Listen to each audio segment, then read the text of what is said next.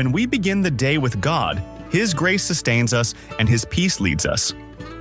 Welcome to By His Grace, the adult morning devotional with Matthew Jimenez from New Jersey on Radio Centinelas de Cristo. Today, January 21st, the title of our devotional is How Do You Face Your Storms? And they came to him and awake him, saying, Master, Master, we are perishing. Then he arose and rebuked the wind and raging of the water, and they ceased, and there was a calm. Luke chapter 8, verse 24. After a long day of work, Jesus got on a boat with his disciples. He found a comfortable spot and peaceful wind to sleep. The lake or sea of Galilee isn't very big. It barely spans 8 miles wide by 13 miles long. Yet it is located in a dell in the middle of the mountains, creating a natural corridor of air between Israel and Syria. This produces storms that can sink small boats. The disciples fought against the storm since they were used to this type of situation. Most of them were experienced fishermen, but even so, the storm was so violent that they began to sink. What would you have done if you were there?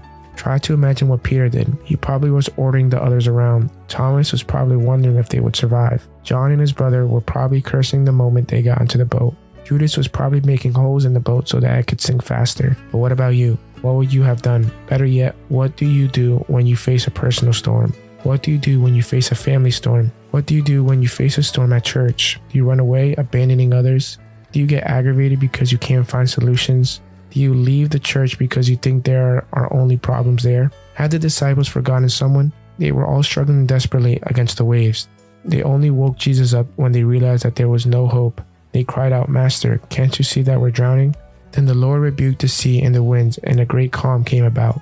What do you do when you're facing your storms? I don't know, but Jesus is still in your boat. He knows when you are in the midst of a battle, and when you reach your point of despair. He is simply waiting to see when you remember that He is there. No one is more interested in helping you than Jesus, but He will not intrude into your life that isn't your wish. He patiently waits for you. He is by your side at all times. He knows every one of your battles. He is waiting for you to allow Him to help you. The Lord wants to make the way easier for you in this world, but what He wants is most to save you for eternity. Come to Jesus, the expert in calming storms and the giver of grace. As we close this moment together, remember that God's grace goes with you. Trust Him, rest in His promises, and live out your faith today.